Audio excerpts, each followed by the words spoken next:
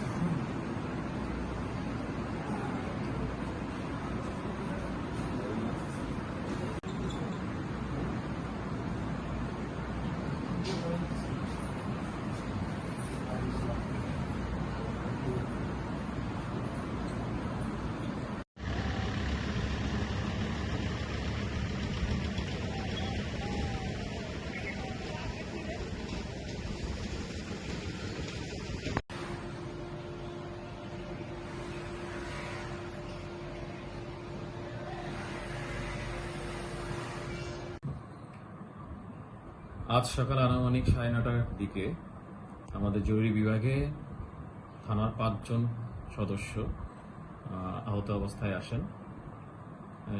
এর মধ্যে 5 জনকেই আমরা প্রাথমিক চিকিৎসা দেই এবং 4 জনকে এখন হসপিটালে ভর্তি রাখা হয়েছে।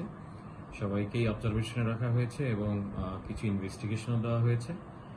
ইনভেস্টিগেশন আসার পরে আমরা পুরোপুরি অবস্থাটা আপনাদেরকে বলতে পারবো, তবে এখনো পর্যন্ত সবাই সুস্থই আছেন। আমরা তারপরেও একটু সময় নিচ্ছি। আমাদের সকালে ডিউটি ডক্টর মিজানের সাথে আমার কথা হয়েছে। তিনি আমাকে যতটুকু বলেছেন যে এখনো পর্যন্ত তাদের কোনো জীবন নাশের কোনো হুমকি নেই এবং আমি নিজেও দেখেছি এখনো পর্যন্ত তারা ভালো আছেন। তবে আমরা কিছু ইনভেস্টিগেশনের পর আপনাদেরকে পুরোপুরি জানাতে পারবো তাদের অবস্থা। এই ছিল হসপিটালের শেষ আপডেট।